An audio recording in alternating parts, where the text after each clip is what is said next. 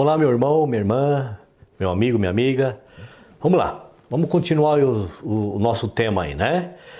No vídeo passado, então, nós paramos dizendo que, conforme as profecias, as pessoas estavam aguardando a vinda do Messias. Então, não foi uma coisa repentina. Vamos lá?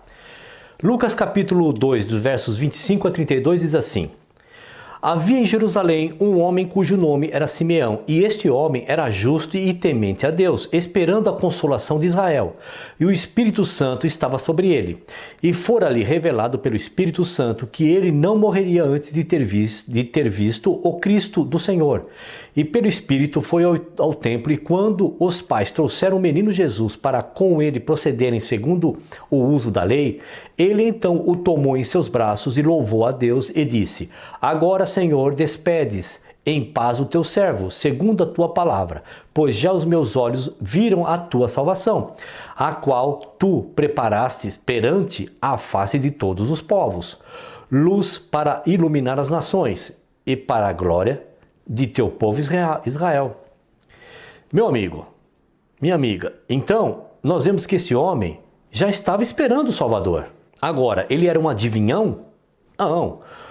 Conforme narrado aqui, o Espírito do Pai simplesmente revelou a ele que ele não morreria sem ver a redenção. Mas ele sabia que havia uma promessa, certo? Dentro do contexto profético, como temos verificado até aqui, o Salvador era um descendente legítimo da semente de Davi, correto? O Criador, segundo a sua vontade revelada profeticamente, escolheu e elegeu a tribo de Judá, da qual descenderia o Messias. Gênesis capítulo 49, verso 10 diz assim: O cetro não se arredará de Judá, nem o legislador dentre seus pés, até que venha Siló, e a ele se congregarão os povos. Hebreus capítulo 7, verso 14 diz assim: Visto ter manifesto que o nosso Senhor procedeu de Judá, e concernente a essa tribo nunca Moisés falou do sacerdócio. Da tribo de Judá descendeu o rei Davi, e da sua linhagem real, mediante as promessas e juramento feitos pelo Criador, descendeu o grande Messias. Isaías capítulo 11, verso 1, confirma novamente: Porque brotará um rebento do tronco de Jessé, e das suas raízes um renovo frutificará. 2 Timóteo capítulo 2, verso 8, lembra-te de que Jesus Cristo, que é da descendência de Davi, ressuscitou dentre os mortos. Mais uma vez estamos aí vendo nas Escrituras, agora especificamente nas cartas também, passagem que já lemos anteriormente, mas é só para relembrar você, meu querido, que não dá para dizer outra coisa a não ser que o nosso Salvador veio da linhagem, da descendência da tribo de Judá. Nessa breve recapitulação, promessa e cumprimento, meu querido, considerando os escritos proféticos e o testemunho apostólico, podemos afirmar decisivamente que o Salvador nascido em Belém não era, no primeiro século, no início da restauração do tabernáculo de Davi, nos primeiros grupos em Israel que foram sendo chamados, uma encarnação divina, ou seja, o Verbo encarnado. Não era isso. O Messias era esperado ansiosamente pelos homens do primeiro e dos séculos anteriores, segundo as escrituras proféticas. De qual maneira? Vamos lá, observe lá, João capítulo 1, verso 45. Filipe achou Natanael e disse-lhe: Havemos achado aquele de quem Moisés escreveu na lei e os profetas, Jesus de Nazaré, filho de José. Filho de quem? Do Espírito Santo? Não, de José. João capítulo 4, verso 22 diz assim: Vós adorais o que não sabeis, nós adoramos o que sabemos, porque a redenção vem para os judeus. A propósito, diga-se de passagem que a doutrina da encarnação do Verbo, lá em João capítulo 1, verso 14, e consequentemente da concepção virginal, constantes das narrativas de Mateus capítulo 1, verso 23 e Lucas 1, 31, é, comprovadamente, um desvio teológico do contexto histórico profético sobre o Salvador, o qual, segundo as profecias contidas nas Escrituras, seria um descendente o quê? Seria um descendente legítimo de Davi, em sentido biológico e não adotivo, como alguns querem dizer. Que o Messias, ele é filho de José adotivo, ele não participou na geração dele, em Maria. Não é o que nós estamos vendo até agora. Não é. Em detrimento, amado, à verdade e contrariando as profecias, o catolicismo romano, toda a cristandade e também alguns adeptos do messianismo judaico afirmam inconvenientemente que a filiação do Messias à linhagem davídica é adotiva e não legítima, tendo em vista a suposta ideia da encarnação do Verbo e da concepção miraculosa. Por causa disso, é inútil querer torcer a verdade, as escrituras proféticas e tentar colocar a descendência do Salvador numa base de filiação adotiva, cuja paternidade foi assumida por José, seu pai legal, não biológico da tribo de Judá.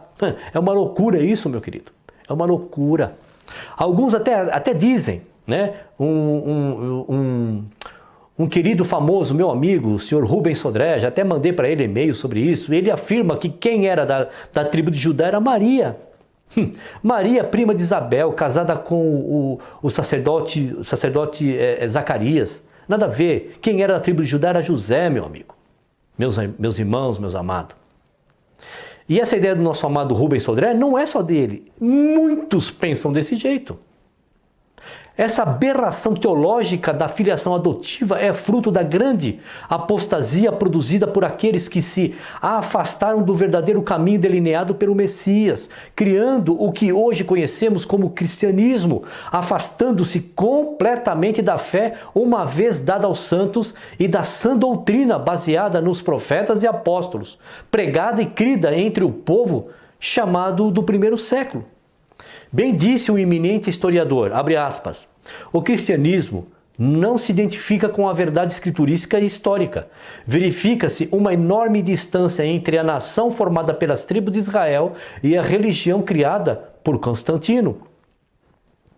Ademais, meu querido, quando o recém-inventado cristianismo se colocou em contato com o mundo culturalmente grego, moldado essencialmente numa filosofia platônica, o que houve de fato não foi apenas uma simples fusão entre o cristianismo recém-criado e o helenismo, mas houve comprovadamente uma helenização do cristianismo, cujos conceitos helenísticos influenciou decisivamente a elaboração doutrinal das antigas congregações, desde os apologistas do segundo século, culminando com as decisões ecumênicas verificadas nos séculos posteriores, onde nessas decisões observa-se o amplo emprego de vocabulário e de conceitos extraídos da filosofia grega, que também veremos um pouquinho mais para frente, meu querido.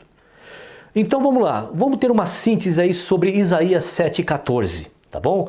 O texto original em hebraico é esse daí, ó, texto transliterado, né? Que eu não vou ler porque...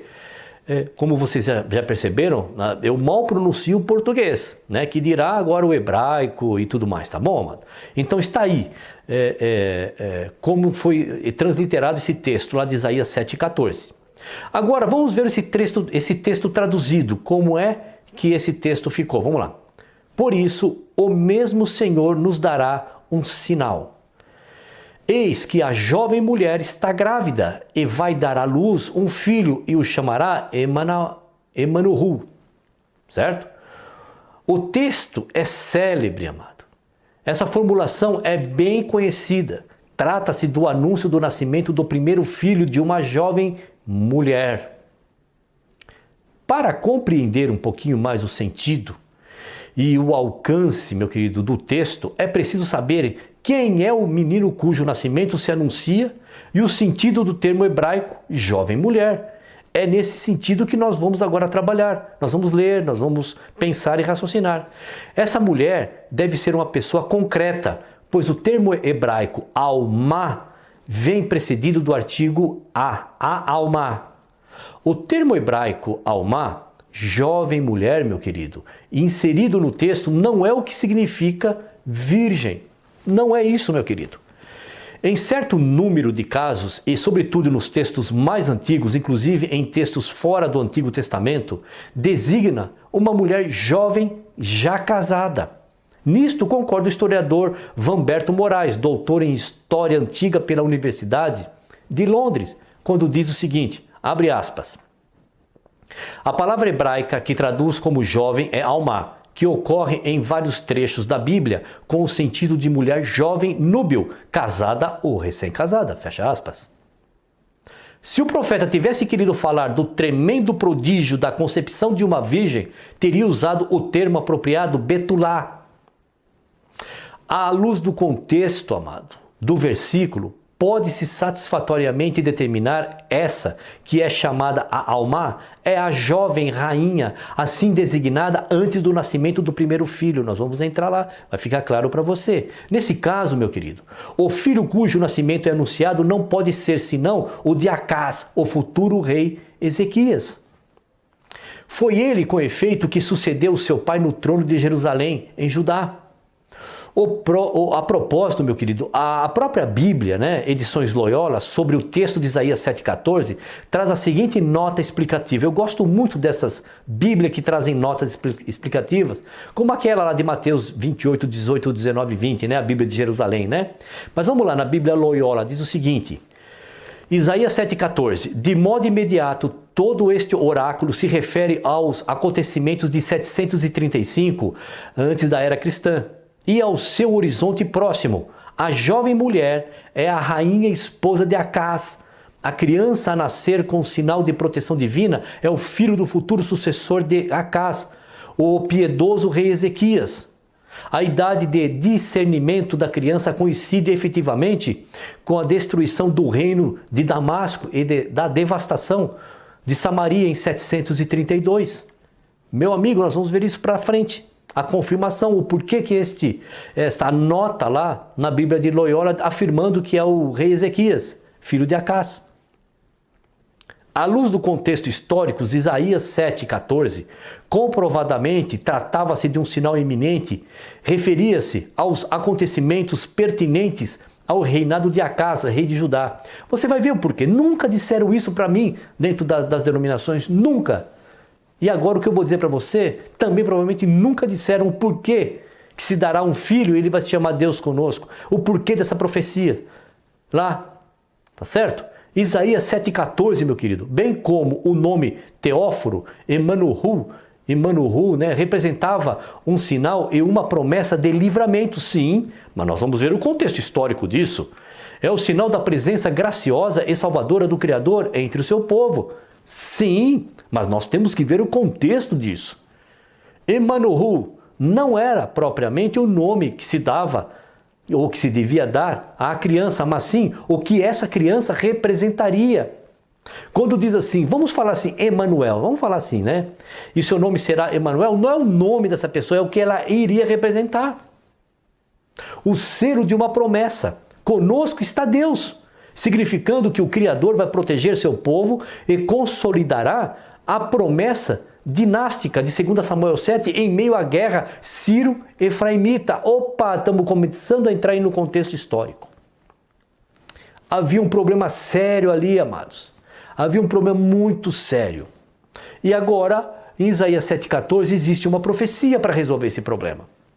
A profecia de Isaías 7,14, meu querido, referia-se, conforme vimos, a um futuro razoavelmente próximo e não do nascimento do Messias, que teve lugar 700 anos mais tarde, mais ou menos isso.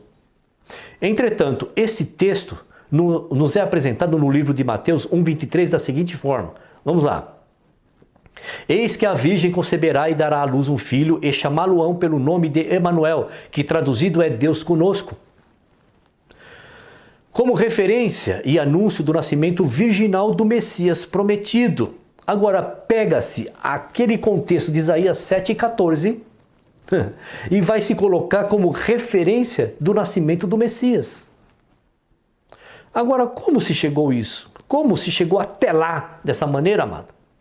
O exegeta, amado, J.M. Azumendi, professor do Instituto Católico de Paris, ele responde como isso foi feito. Alguns séculos mais tarde, a tradução grega chamada dos 70, Septuaginta, traduz o termo por partenos, que quer dizer virgem. Quando foi escrito Isaías 7,14, não tinha o sentido messiânico. Foi só com a tradução grega que ele ganhou essa dimensão, fecha aspas. Perrott, especialista da literatura israelita, ainda acrescenta sobre esse assunto. Vamos ver, abre aspas. A jovem em hebraica, Almá, designa a esposa do rei. A linhagem de Davi não se interromperá e Ezequias, filho de Acás, consolidará a promessa davídica.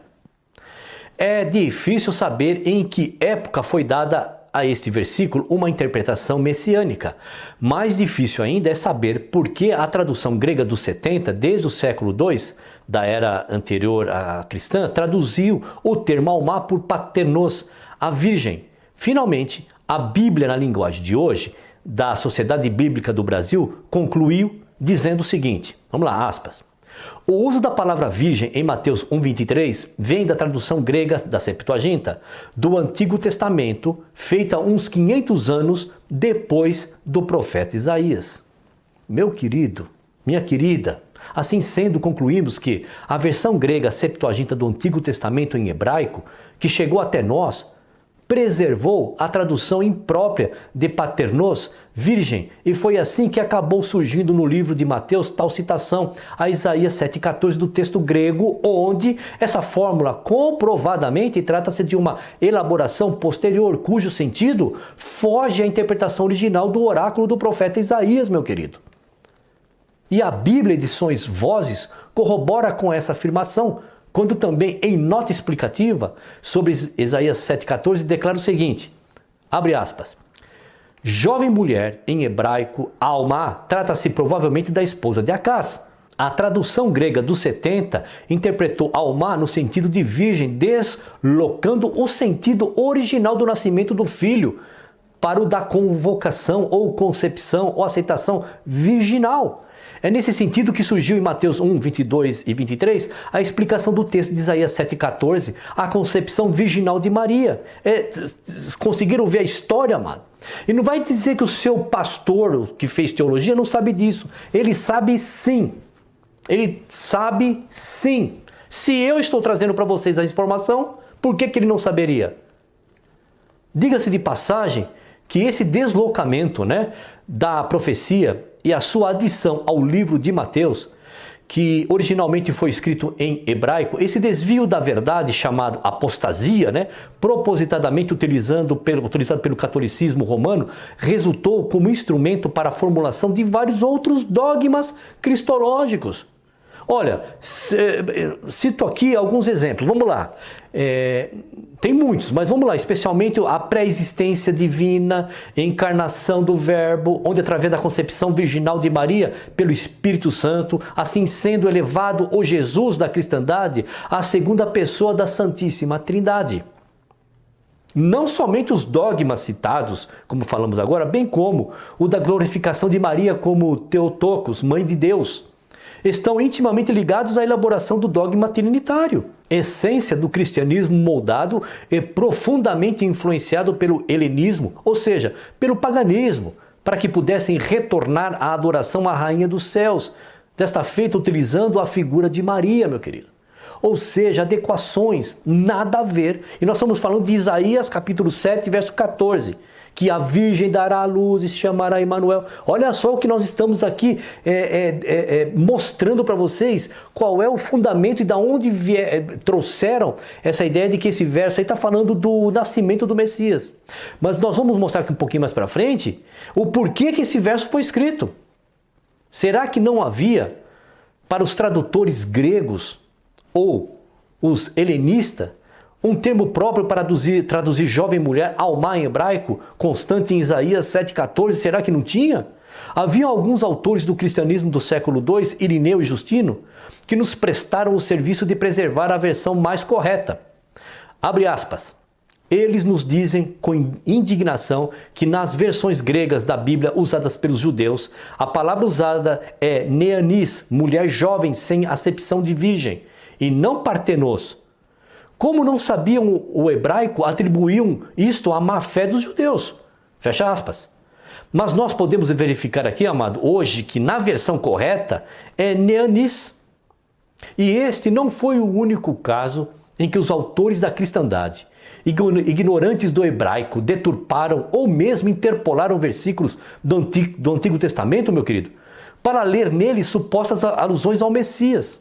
Concluindo, a doutrina da concepção virginal que acabaram constando das narrativas de Mateus 1:23 e Lucas 1, de 31 a 35, é comprovadamente, conforme temos aqui verificado, segundo testemunhos incontestáveis, um desvio do contexto histórico profético sobre o Messias prometido que, segundo as profecias da palavra do Criador, o Messias descenderia da linhagem de Davi e da tribo de Judá.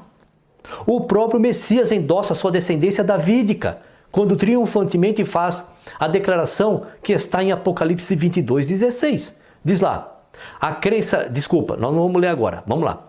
A crença da doutrina da encarnação do Verbo, do Logos pré-existente, no ventre da Virgem Maria, meu querido, através da concepção virginal, é um paradoxo, é uma contramão da revelação e autoafirmação do Messias constante no texto lá de Apocalipse 22:16.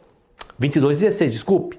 A ideia do nascimento virginal nunca foi originada da profecia hebraica, mas foi introduzida na doutrina bíblica de fontes pagãs pelos fins do primeiro século e tornou-se aceitável e acreditada, devido ao influxo de convertidos dos povos pagãos da influência grega, que achavam nessa ideia uma correspondência com as suas crenças mitológicas anteriores. Ou seja, amigão, vem para cá que aqui a gente também tem uns deuses aí para vocês adorarem.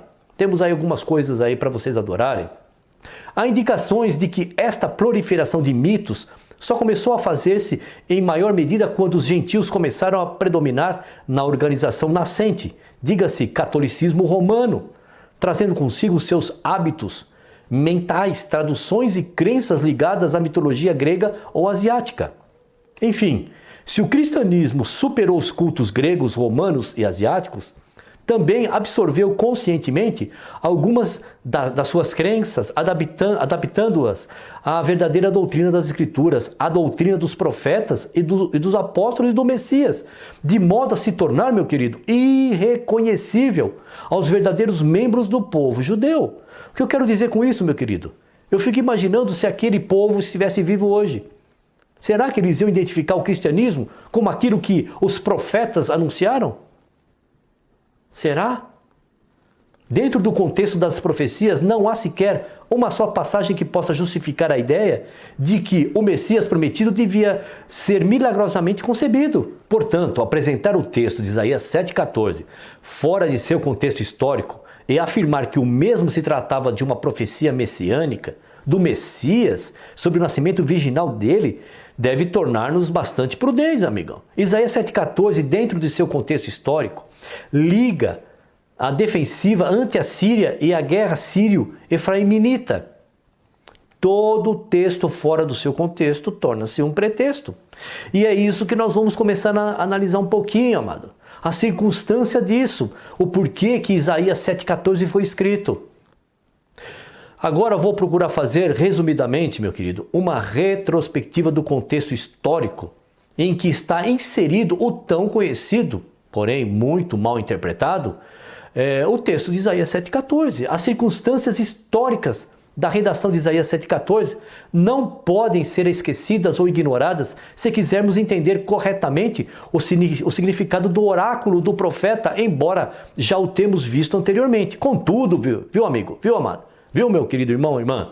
Vamos analisar cuidadosamente o seu contexto histórico, sim, vamos sim. Mas não agora, é no próximo vídeo. Tá bom, meu querido? Obrigado por ter chegado até aqui. Legal, tá vendo que tá emocionante realmente, né? Nós estamos descortinando algumas coisas, né? Alguns versos que o sistema religioso pega para dizer para nós que está dando base do nosso Messias ser criado da Virgem, né? Da concepção do Espírito Santo, tá certo?